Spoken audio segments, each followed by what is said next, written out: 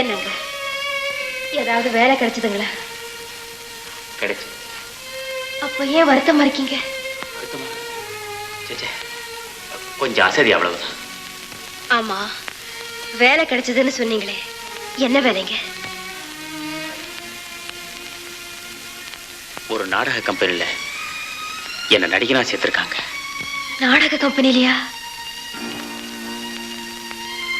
முதலா விமானப்படையில சேர்ந்த ஒருவன் தன் மனைவி கிட்ட சொல்லிட்டு போற காட்சியில என்ன விமானப்பட வீரனா நடிக்க சொல்லியிருக்காங்க. இதோ அதுக்கான பாடத்தையும் கொடுத்திருக்காங்க. இதுல நல்லா நடிச்சுட்டா எனக்கு பெரிய பெரிய வேஷமெல்லாம் தருவாங்க. அப்போ நல்ல பாடத்தை படிச்சு ஓஹோ நடிங்க. எங்க அந்த மனைவி பாடத்தை கொஞ்சம் படி, நான் எப்படி நடிக்கிறேங்கிறத இப்பவே ஒத்திக பார்த்துடலாம். என்னங்க இது? எனக்கு வெக்கமா இருக்கு. இத பார், நான் நாடகத்தை நல்ல பேர் வாங்க வேண்டாமா? பேசிக்கிட்ட முதல்ல நீங்க தான் பேசணும். ஓ, நான் தான் பேசினேன்ல. இதை நான் விளையாட்டா சொல்லல, உண்மையாவே சொல்றேன். நமது நாட்டின் சுதந்திரத்தை பாதுகாக்க நான் விமானப்படையில சேர்ந்துட்டேன். வேண்டாங்க, என்னால உங்களை விட்டு பிரிஞ்சு இருக்கவே முடியாது. இப்படி சொன்னா எப்படி? எனக்கு தைரியம் சொல்ல வேண்டிய நீயே இப்படி வருத்தப்படலாமா? வருத்தப்படாம எப்படிங்க இருக்க முடியும்? புஸ்தகத்துல படிச்சிருக்கலாம், நாடகத்துல பார்த்திருக்கலாம், கணவனுக்கு திலக்கம் வச்சு சந்தோஷமா போருக்கு அனுப்புற மனைவி. ஆனா உண்மை வாழ்க்கையில இது நடக்கவே நடக்காதுங்க. நாட்டுக்கு ஆபத்துன்னு தெரிஞ்சதுக்கு அப்புறமும் நீயே இப்படி சொல்லலாமா? ஒரு வீட்டுல திருடம் புகுந்தா அவனை விரட்ட போற கணவனை எந்த பெண்ணாவது தடுத்து நிறுத்துவாளா? நீயே சொல்லு. நாடு வேற வீடு வேற நினைக்கலாமா? என்ன என்ன யோசிக்கிற? இன்னுமா உனக்கு புரியல? புரிஞ்சிடுதுங்க, இப்ப நல்லா புரிஞ்சிடுது. இனி நீங்க போகலாம். நம்ம நாட்டின் சுதந்திரத்தை சூறையாட நினைக்கிற அந்த எதிரிகளை முறியடிச்சு அந்த போர் வெறியங்களுக்கு ஒரு முடிவு கட்டி வென்று வெற்றியோட திரும்பி வாங்க. தென்னாட்டு வீரன், இணையற்ற தீரன், தமிழ் மகன் என்ற புகழோட திரும்பி வாங்க. வர, நிச்சயமா வர, வெற்றியோட திரும்பி வர. பிரபா, உங்க நடிப்பு பிரமாதம். இந்த நாடகத்துல உங்களுக்கு தான் பெயர் கிடைக்க போகுது. இன்னும் ஏன் அங்கே நிக்கிறீங்க? உள்ள வாங்க.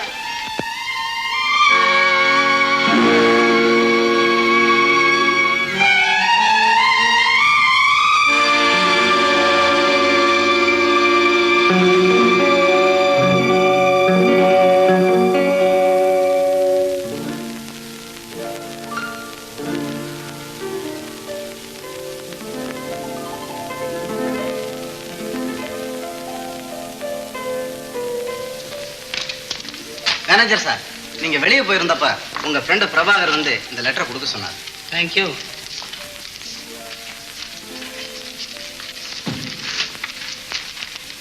அன்பார்ந்த சத்தியம், அவசரமா புறப்பட வேண்டியிருக்கிறதுனால இந்த கடிதம் எழுதுறேன். நான் விமானப்படையில சேர்ந்துட்டேன். ஏற்கனவே எனக்கு விமானம் ஓட்டி பழக்கம் இருக்கிறதுனால வேலை சுலபமா கிடைச்சிட்டது. கீதாவுக்கு இந்த விஷயம் தெரிஞ்சா என்னை போகவே விட மாட்டா. அவ கண் கலங்கினா அதை என்னால பொறுக்க முடியாது. அதனாலதான் நாடக கம்பெனில வேலை கிடைச்சதா போய் சொன்னேன். இந்த நிலையில கீதாவுக்கு நீதான் ஆறுதல் சொல்லணும். ஒருவேளை நாட்டை காக்கும் பணியில நான் இறக்கும்படியா நேர்ந்தா உன் விதவை தங்கைய உயிருள்ளவரை நீதான் காப்பாத்தணும். இப்படி பிரபாகர்.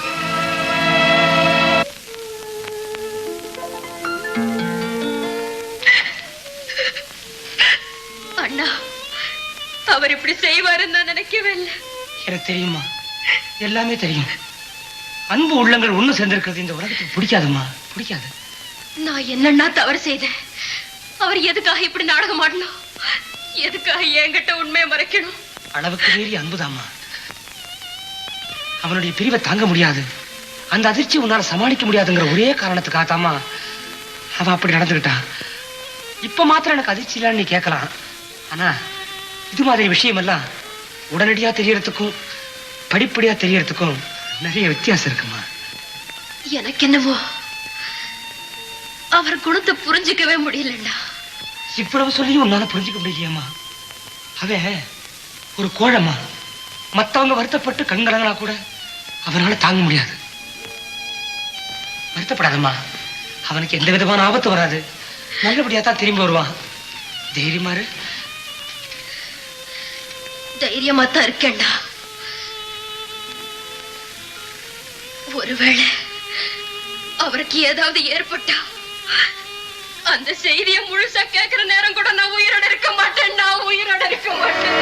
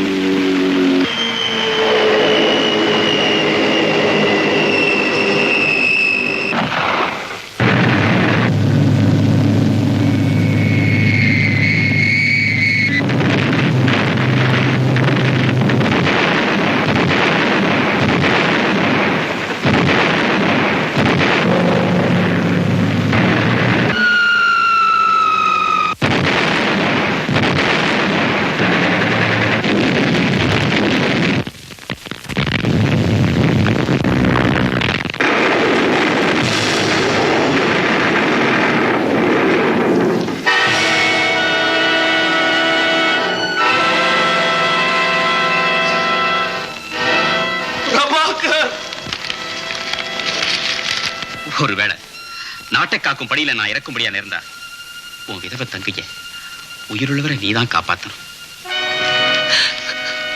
பிரபாகர்,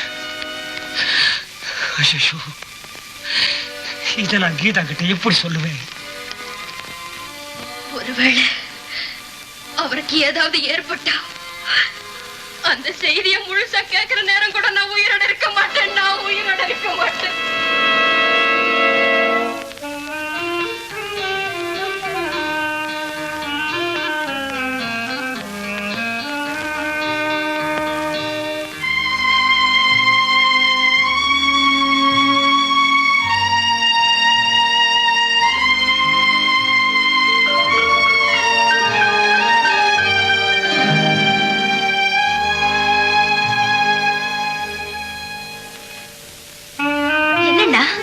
எப்ப வந்தீங்க? ஏன் அங்கேயே நிக்கிறீங்க? வாங்கண்ணா. அவர் பிறந்த நாளுக்காக இனிப்பு அனுப்பி வைக்கலாம்னு செஞ்சுக்கிட்டு இருக்கேன். ஏண்ணா, இதுல போட்டு அனுப்புனா கெடாதுல்ல? கெடாதும்மா. இதை இன்னைக்கே பார்சல் செஞ்சு அனுப்பிடுங்கண்ணா. சரிம்மா.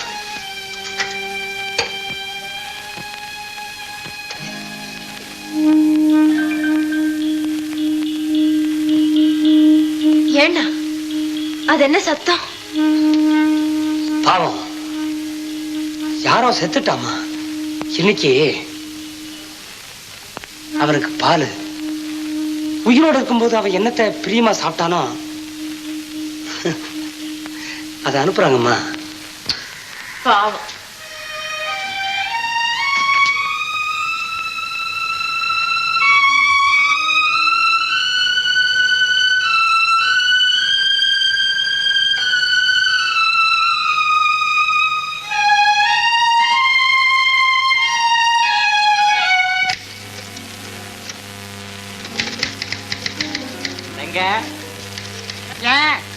ஐயா எங்க போறாரு? கொடைக்கானலுக்கா? இல்ல, சிம்லாவுக்கு, பட்டணத்துக்கு. நம்ம சின்னையா செத்துட்டாரு, அவருடைய சம்சாரம் அங்கதான் இருக்குதான். அதை எப்படியோ தெரிஞ்சுக்கிட்டு அந்த அம்மாவை இங்க கூட்டிட்டு வர்றதுக்காக போறாரு. போகட்டும் போகட்டும்.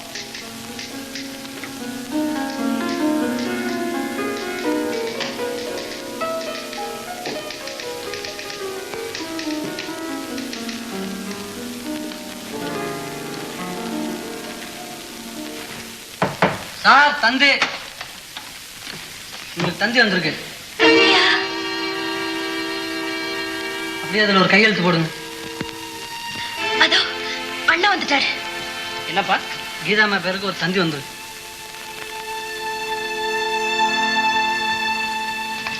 அண்ணா, அண்ணா, என்ன எழுதிருக்குன்னு சீக்கிரம் படிச்சு சொல்லுங்க அண்ணா. அண்ணா, அவருக்கு ஒன்னும் ஆபத்து இல்லையே? அதெல்லாம் ஒண்ணும் இல்லம்மா. நீ ஆசையா செஞ்சு அனுப்புற ஸ்வீட்டு அவனுக்கு போய் சேர்ந்துடுச்சான். அப்பாடி, ஒரு நிமிஷத்துக்குள்ள நான் பயந்தே போயிட்டேன். வேற என்ன எழுதிருக்குன்னா? வெற்றியோட திரும்பி வந்து உன்னை பார்க்கறதா எழுதியிருக்கம்மா.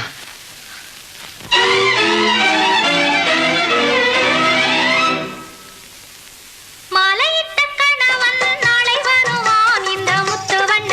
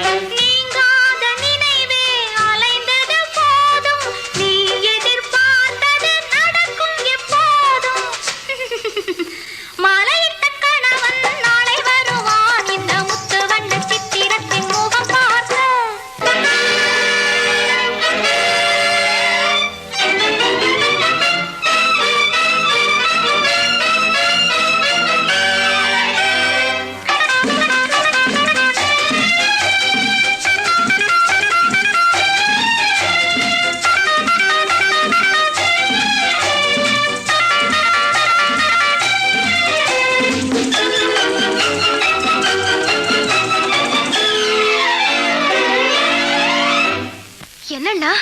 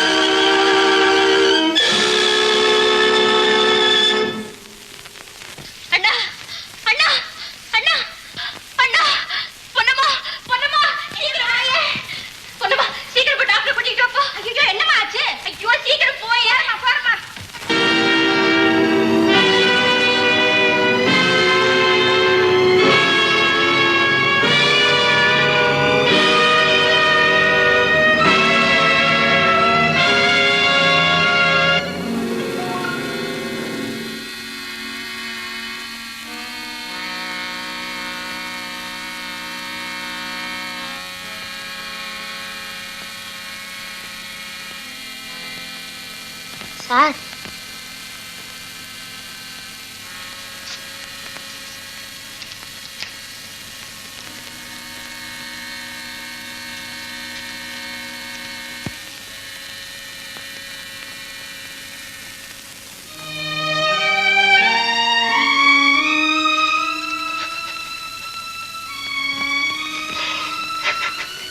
ஐயா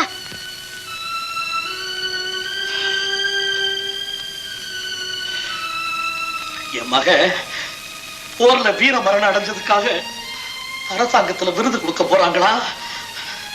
அந்த விருதை வந்து வாங்கிக்க சொல்லி அழைப்பு வந்திருக்குது, அழைப்பு.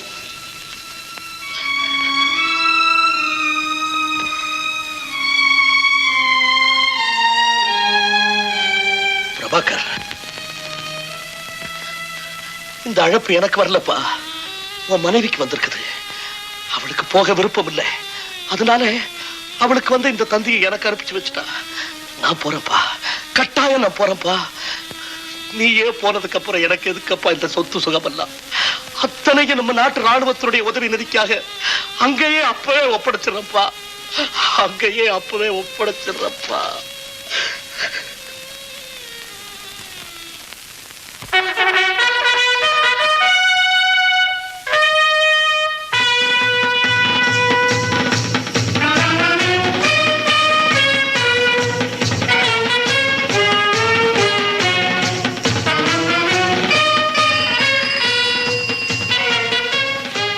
Yes, Captain David speaking.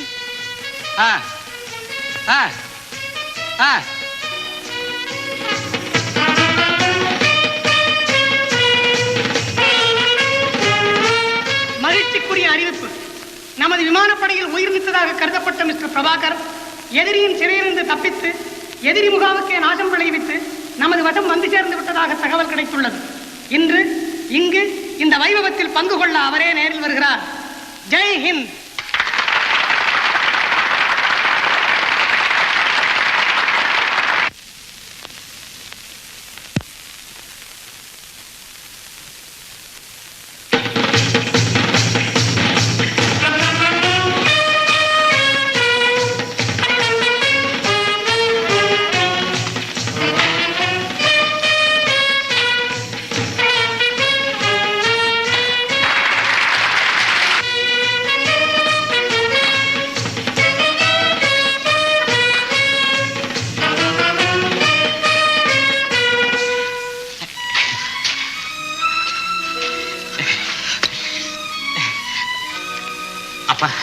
உங்களுக்கும் கீதாவுக்கும் நானே ட்ரங்க் கால் செய்யணும்னு இருந்தேன். இப்ப நீங்களே வந்துட்டீங்க. சத்தியத்துக்கு ட்ரங்க் கால் செய்தா கீதாவுக்கு அவன் தெரியப்படுத்துவான்ல. பாவம், நான் இறந்ததாக பத்திரிகையில வந்த செய்தியை பார்த்து கீதாவும் சத்தியமும் ரொம்ப வேதனையோட இருப்பாங்க. வாங்கப்பா, பக்கத்துல டெலிபோன் இருக்கு, ட்ரங்க் கால் பண்ணுவோம் வாங்க. பிரபாகர், அவசரப்படாதே. உன் மரண செய்தி உன் மனைவியோ சத்தியத்தையோ பாதிக்கவே இல்லப்பா.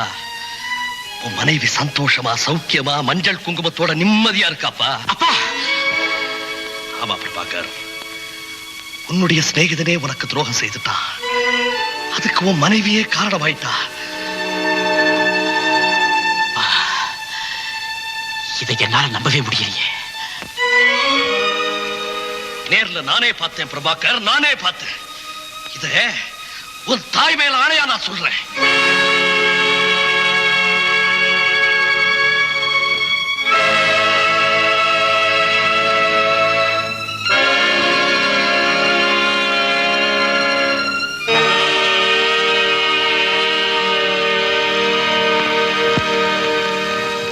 பிரபா பிரபா பிரபா பிரபா, நான் பார்க்கறது உண்மையா? பிரபா, நீ இறந்துட்டு நான் பத்திரிக்கை பார்த்ததும் ஐயோ, அது இப்ப நினைச்சா கூட என் தலையெல்லாம் சுத்துது. கீதா கிட்ட சொன்னா உயிரை விட்டுடுவேன்னு பயந்து நான் இது வரைக்கும் சொல்லவே இல்லை. நீங்க பாத்தியா பிரபா, உன்னுடைய பிறந்த நாளைக்கு கீதா ரொம்ப ஆசையா ஜாங்கிரி எல்லாம் பண்ணி உனக்கு பார்சல் பண்ண சொன்னா. நான் அனுப்பிட்டேன்னு ஒரு போய் சொல்லி இங்கேயே வச்சுக்கிட்டேன். ஆனா இதை பார்க்கும்போது நான் என்னமா துடிச்சிருக்கேன் தெரியுமா? இதுக்கிடையே திடீர்னு ஒரு நாளைக்கு தந்தி வந்தது. உன்னுடைய வீர மரணத்துக்கு பரமவீர் சக்கரம் கொடுக்க போறதாகவும் அதை கீதா நேர்ல வந்து வாங்கிக்கணும்னு அதுல குறிப்பிட்டிருந்தது. நான் அதை மாத்தி கூடிய சீக்கிரம் நீ வரப்போறதா தந்தி அடிச்சிருக்கிறேன்னு ஒரு பொய் சொல்லிட்டேன்டா. அதே தந்தியை உங்க அப்பாவுக்கு அனுப்பிட்டு அன்னைக்கு பூரா ஆண்டவரை திட்டிக்கிட்டே பைத்தியம் பூச்சி மாதிரி அடைஞ்சேன்டா. ஆனா ஆண்டவன் ஒருத்தன் தான் எவ்வளவு திட்டாலும் திட்டவனுக்கு நல்லதே செய்யறாரு. அடடே, என்ன பாத்தியா, உங்க அப்பா வந்திருக்காரு. நீ வந்திருக்கிற சந்தோஷத்துல அவரை உட்காருங்க யாரும் கூட சொல்லாம நான் பாட்டு பேசிட்டே இருக்கிறேன். வாங்க ஐயா, உட்காருங்க ஐயா. ஏன்டா ஒரு மாதிரி நிக்கிற? உட்கார. ஓஹோ, நீ கீதாவை பார்க்கணும்ல? சத்தியம், நாங்க வரும்போது வீட்டுக்கு போயிருந்தோம். வீடு பூட்டி இருக்கு. ஆமாங்க, அந்த வீட்டை காலி பண்ணிட்டு இப்போ இதே தெருவில் ஒரு சின்ன வீட்டு குடி வந்திருக்கிறோம். பிரபாகர் இறந்துட்டுதான் கேள்விப்பட்டதும் என்னுடைய சம்பளத்துல கீதாவை நானும் வாழ்க்கை நடத்த முடியாதுங்கிற காரணத்துக்காகத்தான் வீட்டை மாற்ற வேண்டியதா போச்சு. இனிமே என் தங்கச்சிக்கு என்னங்க குறை? பங்களாவிலேயே வாசம் பண்ணலாம். சத்தியம், உங்ககிட்ட ஒன்று கேட்கணும். என்னங்க ஐயா? பிரபாகர் இறந்துட்ட செய்தியை பேப்பர்ல படிச்சேன்னு சொன்னியே, அதை ஏன்பா கீதா கிட்ட சொல்லல? அதுதான் அப்பவே சொன்னேனுங்களே. நான் மாத்திரம் சொல்லி இருந்தேன். நீங்களும் பிரபாகரும் இப்ப வந்ததுக்கு கீதாவோட பணத்தை கூட பார்த்துக்க முடியாது. அப்போ நீ சொல்றத பார்த்தா பிரபாகர் இறந்துட்டான்ற செய்தியை கேட்ட உடனே கீதாவும் இறந்துருவான்னு சொல்றியா? கண்டிப்பாங்க. என் மகன் மேல எனக்கு இருக்கிற அன்பை விட கீதாவுக்கு அன்பு அதிகம்னு சொல்றியா? ஐயோ, நான் அப்படி சொல்ல வரலைங்க. பின்ன எப்படிப்பா சொன்ன? என் மகன் இறந்துட்டான்ற செய்தியை கேட்டு நானே உயிரோட இருந்திருக்கேன். என்ன விடவா? பெத்த அப்பனை விடவா? ஐயா, போப்பா, இப்பவே போய் என் மகன் இறந்துட்டான்னு கீதா கிட்ட நீயே சொல்லு. ஐயோ, அது மாத்திரம் வேணாங்க. அப்புறம் ஒண்ணு நடக்க ஒண்ணு ஆயிடுச்சுன்னா அந்த வேதனை நம்மளால தாங்க முடியாதுங்க. இப்ப இருக்கிற வேதனையை விட அது ஒண்ணும் பெருசு இல்லப்பா. ஐயா, நீங்க எதுக்காக இப்படி சுத்தி வளைச்சு பேசுறீங்க? எல்லாம் காரணமா தான் சொல்றேன். பிரபாகர் இறந்துட்டதாக பத்திரிகையில வந்த செய்தி கீதாவுக்கு தெரியும்னு நான் சொல்றேன். ஆமா, தெரிஞ்சேதான் மஞ்சள் குங்குமத்தோட மகிழ்ச்சியோட கீதா இருக்கான்னு நான் சொல்றேன். ஐயா, பிரபாகர் இவர் என்னடா சொல்றாரு? எனக்கு ஒண்ணுமே புரியல. சத்தியம், இப்ப இங்க உள்ள எல்லாருக்குமே புரியாதனாலதான் எது உருவாக கூடாதோ அது உருவாயிடுச்சு. இனி இதுல தப்பி வைக்க உண்மையால தான் முடியும். போய் எங்க அப்பா சொன்னபடியே நான் இறந்துட்டதா கீதாட்டு சொல்லு. என்னடா இது? எதுக்காக இந்த சோதனை? சத்தியம், இறந்துட்டதாக நினைச்ச பிரபாகர் திரும்பி வந்துட்டார் என்ற அதிர்ச்சியில எதையோ சொல்லி உண்மையை வழுப்பாது. உனக்கும் கீதாவுக்கும் உள்ள கள்ள உறவை மூடி மறைக்காது. நீங்க பேசுற பேச்சா இது? எனக்கும் கீதாவுக்குமா கள்ள உறவு? என்னங்க ஐயா, அண்ணன் தங்கச்சிக்குள்ள அந்த உறவு? சத்தியம், ஆத்திரப்படாது, பொறுத்து. எதுக்காக பொறுத்துக்கணும்? என்ன பத்தி எது வேணாலும் சொல்லுங்க. என் உயிருக்கு வேற நண்பருடைய அப்பா சொல்றாருக்காக பொறுத்துக்கிறேன். ஆனா கீதாவை பத்தி ஏதாவது தவறா சொன்னீங்க? ஏன் சொல்லக்கூடாது? இந்த ஊரு உலகம் என் மனைவியை பத்தி தவறா சொல்லலாம். எங்க அப்பா சொல்லக்கூடாதோ? ஒரு சமயம் கொடைக்கானல் ஹோட்டல்ல எவனோ ஏதோ சொன்னாங்கிறத கேட்டு நீ என்னடா சொன்ன? மீனவ குப்பத்துல பிறந்த பெண்ணுக்கு கடலே தெரியாதுன்னு சொன்னா யாரா நம்புவாங்கன்னு கேட்டீங்க. நீ மட்டும் கீதாவை தவறா பேசலாம், எங்க அப்பா பேசக்கூடாதோ? பிரபாகர், அது மட்டுமா? என்ன கேட்காம என் அனுமதி இல்லாம நீ கீதா பேர்ல சந்தேகப்பட்டு அவளை சோதிக்க போன. நீ யாரா என் மனைவியை சோதனை செய்யறதுக்குன்னு நான் கேட்டிருக்கலாம், தடுத்திருக்கலாம். நான் ஏன் அப்படி செய்யல தெரியுமா? அவ பேர்ல எனக்குள்ள நம்பிக்கைடா, நம்பிக்கை. இதை நான் அப்பவே சொன்னேன். இப்போ அந்த நம்பிக்கை எனக்கு குறையலடா. அதனாலதான் கீதாவை யார் எந்த சோதனைக்கு உட்படுத்தினாலும் நான் தடுக்காம அமைதியா இருக்கேன். நீ புறப்படு. அப்பா சொன்னதை போல சொல்லு. கீதா கிட்ட நான் இறந்துட்டதாவே சொல்லு. பிரபாகர், கீதாவுக்கு மறுபடியும் சோதனையா? நெருப்புடா, அந்த நெருப்பை இதையும் சோதிச்சா சாம்பலை கூட பார்க்க முடியாதுடா. சத்தியம். இதனால என்ன ஆனாலும் சரி, இதுக்கு நீ சம்மதிச்சே ஆகணும். உன் பேர்லயும் கீதா பேர்ல ஏற்பட்ட பழி நீங்கி எனக்கு வாய்த்த நண்பனும் மனைவியை எப்படிப்பட்டவங்கன்னு இவர் தெரிஞ்சுக்கணும். உனக்கு மனைவி கிடைத்தாலே தவிர எனக்கு மருமக கிடைக்கலன்னு சொன்ன இவர் வாயாலேயே கீதா உத்தமின்னு ஒத்துக்கணும். போடா, போய் சொல்லு, நான் இறந்துட்டேன்னே சொல்லு. வேண்டாம் பிரபாகர், வேண்டாம். ஒரு நாள் கீதா என்ன தெரியுமா சொன்னா? அவருக்கு ஏதாவது ஆபத்து ஏற்பட்டா அந்த செய்தியை முழுசா கேட்கிற நேரம் கூட நான் உயிரோடு இருக்க மாட்டேன்னு சொன்னா. அப்படி சொன்ன கீதா கிட்ட இப்படி போய் சொல்ல என்ன ஆகும் தெரியுமா? பரவாயில்ல சத்தியம், பரவாயில்ல. அவ இறந்த பிறகாவது இந்த உலகம் அவளை உத்தமின்னு ஒப்புக்கொடுதான் நான் பார்க்கணும். போடா, சீக்கிரம் போடா. வேண்டாம், போக வேண்டாம். கீதாவை பத்தி தவறா சொன்னதுக்காக நான் மன்னிப்பு கேட்டுக்கிறேன். கீதா ஒரு உத்தமின்னு பல பேர் மத்தியில சொல்ல சொன்னாலும் சொல்லிடுறேன். அப்பா, ஏன் பின்வாங்குறீங்க? தாய் மேல் ஆணைன்னு சொன்ன நீங்க எதுக்காக இப்ப மறுக்கிறீங்க? மறுக்காம வேற என்னப்பா செய்ய சொல்ற? நீ அவனும் இவ்வளவு நேரம் பேசினதை கேட்டதுக்கு அப்புறம் வேற என்ன செய்ய முடியும்? உன் சிநேகிதனோ தான் உத்தமன்னு சொல்லிக்கிறதுக்கு பதிலா கீதா உத்தமின்னு சொல்றான். அவ காதல நீ இறந்த செய்தி கேட்டா உடனே அவ உயிரே போயிடும்னு வேற சொல்றா. நீ அதை ஆமோதிக்கிற. அவ இறந்த செய்தி கேட்டதுக்கு பிறகாவது இந்த உலகம் அவளை உத்தமின்னு ஒத்துக்காதான்னு வேதனையோட சொல்ற. அப்போ நான் சொன்னதை நீ நம்பலன்னு அர்த்தம். இப்போ சொல்றேன் கேளு. நீ இறந்துட்ட செய்தியை கீதா காதல நானே சொல்றேன். என்ன நடக்குதுன்னு பாப்போம்.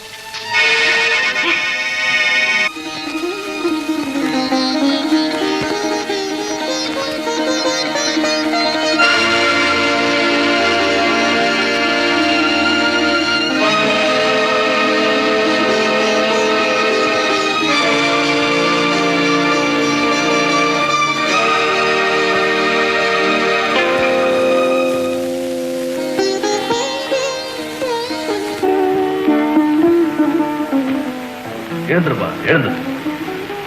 அவரும் ஒரு பெரியவரும் டாக்ஸில வந்து இறங்கி ஹோட்டலுக்குள்ள போறாங்கம்மான்னு இப்பதான் வேலைக்காரி வந்து சொன்னா. பொன்னம்மாவுக்கு நீங்க யாருன்னு தெரியாததால வேற யாரும் நினைச்சு. அது இருக்கட்டும், வேலைக்காரி எதுக்காக ஹோட்டலுக்கு போகணும்? ஹோட்டலுக்கு போறீங்க, நாளைக்கு வேண்டிய கறிகா வாங்கிட்டு வரதுக்காக கடைக்கு போயிருந்தா. அவர் ஏன் உங்க கூட வரல? நிக்கிறீங்களா மாமா? உட்காருங்க. இல்லம்மா, எனக்கு அவசரமா வேலை இருக்குது, நான் சொல்றேன். என்னங்க நீங்க ஏன் அப்பா கூட வரல? அவர் ஏன் உடனே போறேங்கிறாரு? ஏன் எல்லாரும் வருத்தமா இருக்கீங்க? அண்ணா, என்னாச்சு? ஆக கூட அதெல்லாம் ஆகி போச்சுமா. இவரை தொடர்ந்துதான் நாங்க 2 பேரும் வந்தோம். எட்டி இருந்து வேதனையோடு எல்லாத்தையும் கவனிச்சுக்கிட்டு இருந்தோம். இவரு இங்க சொல்ல வந்ததே வேறம்மா. ஆனா தெய்வாதீனம் அதை நடக்கல. வருத்தத்தோட புறப்பட்டாங்க. என்ன சொல்றீங்க? எனக்கு ஒண்ணுமே புரியலையே. நீ இனிப்பு செய்து எப்பவாவது எனக்கு பார்சல் செய்திருக்கியா? இது என்னங்க இப்படி கேக்குறீங்க? அண்ணா கிட்ட கொடுத்துதான் பார்சல் செய்ய சொல்லியிருந்தேன். அது வந்து சேர்ந்துதான் நீங்க தந்தி கூட கொடுத்திருந்தீங்களே. இதுக்காக இப்படி எல்லாம் கேக்குறீங்க? அத நான் சொல்றேம்மா, நான் சொல்றேன். சத்யம், யாருமே இப்ப எதுவுமே சொல்ல தேவையில்லை. ஐயோ, என்னண்ணா இது? என்ன நடந்ததுன்னு சொல்லாமலே ஏதேதோ பேசிக்கிட்டு இருக்கீங்களே. நடந்தது எப்படி சொல்றதுன்னு எனக்கு தெரியல. ஒரு நாள் பிரபாகர் இறந்துட்டுதான் பேப்பர்ல செய்தி வந்தது. அந்த செய்தி உங்ககிட்ட சொன்னா நீ உயிரோடு இருக்க மாட்டியேன்னு பயந்துதாம்மா நான் சொல்லவே இல்லை. அதுக்கப்புறம் எப்போ இவர் வந்திருக்காரு, நீ மஞ்சள் குங்குமத்தோட இருக்கிறத பார்த்திருக்காரு. பிரபாகர் இறந்த செய்தி தெரிஞ்சதான் நீ பூவும் பொட்டுமா பூரி போட்டிருக்கிறதா தவறா புரிஞ்சுக்கிட்டு உனக்கு எனக்கும் தகாத உறவு இருக்கிறதா வாய் கூசாம சொல்லிட்டாமா இந்த மனுஷன். என் மகன் இறந்துட்டாங்கிற செய்தியை கேட்டு நானே உயிரோடு இருந்திருக்கிறேன். என்ன விடவா? பெத்த அப்பனை விடவா? இப்பே போறேன் கீதா கிட்ட என் மகன் செத்துட்டாங்கிற செய்தியை சொல்றேன். அப்புறம் என்ன நடக்குது பாப்போம்னு என் நெஞ்ச நெருப்பாக்கிட்டு வந்துட்டாருமா அவரு. இவனும் அவர் வாயால உன்னை உத்தமின்னு ஒப்புக்கொள்ளணுங்கிற காரணத்துக்காக என் மனைவி இந்த சோதனையால இறந்தாலும் பரவாயில்லை, இறந்த பிறகாவது இந்த உலகம் என் கீதாவை உத்தமின்னு ஒப்புக்கிட்டா போதும் அப்படின்னு சொல்லி தடுக்காம இருந்துட்டாம்மா. அண்ணா, இழிவானவான் இந்த உலகமே நினைக்கிற ஒருத்திய உங்க தங்கையா நீங்க நினைச்சதா சொன்னா யாராவது நம்புவாங்களா? உத்தமமான உங்களை தவறா நினைக்க நான் காரணமா இருந்ததுக்கா என்ன மன்னிச்சிடுங்க அண்ணா. மத்தவங்க உங்களை அவதூறா பேசியோ அதை கேட்டோ உங்களுக்கு பழக்கம் இல்லாம இருக்கலாம். ஆனா எனக்கு கேட்டு கேட்டு என் உள்ளமே மறத்து போச்சுன்னா மறத்து போச்சு. 15 வருஷம் தரங்கட்ட வீட்டுல வளர்ந்தேன், நல்லவன்னே பேர் எடுத்தேன். ஆனா 1 வருஷம் நல்லவங்க வீட்டுல வாழ்ந்த கெட்டவன்னே பேர் எடுத்தேன். ஐயா நீங்க சொல்லுங்க, எந்தெந்த ஊர்லயோ எத்தனையோ பேர் என்ன எவ்வளவோ இழிவா பழிச்சு பேசினாங்க. அதையெல்லாம் பொறுத்துக்கிட்டேன்னா இப்ப மட்டும் என் தெய்வத்தோட அப்பா சொன்னதுக்காக நான் ஏன் வருத்தப்படணும்? சொல்லுங்க ஐயா, இன்னும் எது வேணும்னாலும் சொல்லுங்க. என் உள்ளம் எப்பவோ பாறை ஆயிட்டது. கணவனோ கணவனுக்கு வேண்டியவங்களோ அவமானப்படுத்தியதுக்காக மனைவி உயிரை விடுறதா இருந்தா இந்த உலகத்துல ஒருவருக்கும் மனைவியே இருக்க மாட்டாங்க. ஒருவேளை நான் உயிர் விடுறதால உங்களுக்கு ஏற்பட்டுள்ள அவமானம் நீங்க என்ன உத்தமேன்னு ஒப்புக்கொடுதா நான் உயிரை விட தயங்கவே மாட்டேன். நாம நினைச்சா பிறக்க முடியாதே தவிர நிச்சயம் சாக முடியும். சொல்லுங்க பிரபா, சொல்லுங்க. நாம ரயில்ல சந்திச்சப்போ நான் என்ன சொன்னேன்? இந்த உலகத்தின் கண்களுக்கு நான் விபச்சாரி பிரபா, விபச்சாரின்னு கதறேன். கேட்கல. உன்னை பொறுத்தவரை ஏன் உள்ளந்தான் உனக்கு உலகம், ஏன் முடிவுதான் உலகத்தின் முடிவுன்னு சொன்னீங்களே. இப்ப என்ன சொல்றீங்க? நான் உத்தமி நிரூபிக்க சாகத்தான் வேணுமா? உங்க முடிவுதான் என்ன, உங்க தீர்ப்பு தான் என்ன? சொல்லுங்க பிரபா, நான் சாகத்தான் வேணுமா? நான் செத்தாதான் இந்த உலகம் என்ன உத்தமின்னு ஒப்புக்கொள்ளுமானா? அப்போ உயிரோடு இருக்கிற மற்ற பெண்களை இந்த உலகம் என்னதான் சொல்லும்? சொல்லுங்க பிரபா, நான் வாழணுமா வேண்டாமான்னு சொல்லுங்க பிரபா, சொல்லுங்க. கீதா கீதா கீதா கீதா கீதா கீதா கீதா தகச்சி ஐயோ, எல்லாருமா சேர்ந்து என் தந்தைய கொன்னுட்டீங்களே. ஐயோ தங்கச்சி, உனக்கு இந்த நிலைமை வரக்கூடாதுதாம்மா நான் எவ்வளவு பாடுபட்டேன். எல்லாத்தையும் மாத்திட்டு போயிட்டியம்மா. கடவுளே கடவுளே, குற்றவாளியை விட்டுட்டு நிரபராதியை தண்டிச்சுட்டே. தெய்வமே, இது உனக்கு நியாயமா? இது உனக்கு நியாயமா? இப்ப நான் எதை சொல்லி என் மருமகளை காப்பாற்றுவேன்? கீதா, நீ கலக்கம் இல்லாதவம்மா, நீ உத்தமியம்மா, கற்பு கரசியம்மா, மகாலட்சுமி மாதிரி மருமகள் கிடைச்சா அதை கை நழுவு விட்ட பாவிம்மா நான். பெரியதாய் பெரியதாய் வணக்கத்திற்குரியதாய், எளியதாய் வலியதாய் என்றுமே இனியதாய், மலர்ந்ததாய் கனிந்ததாய் மனதிலே நிறைந்ததாய், வளர்ந்ததாய் வாழ்வதாய் வந்ததாய் எங்கள் தான்.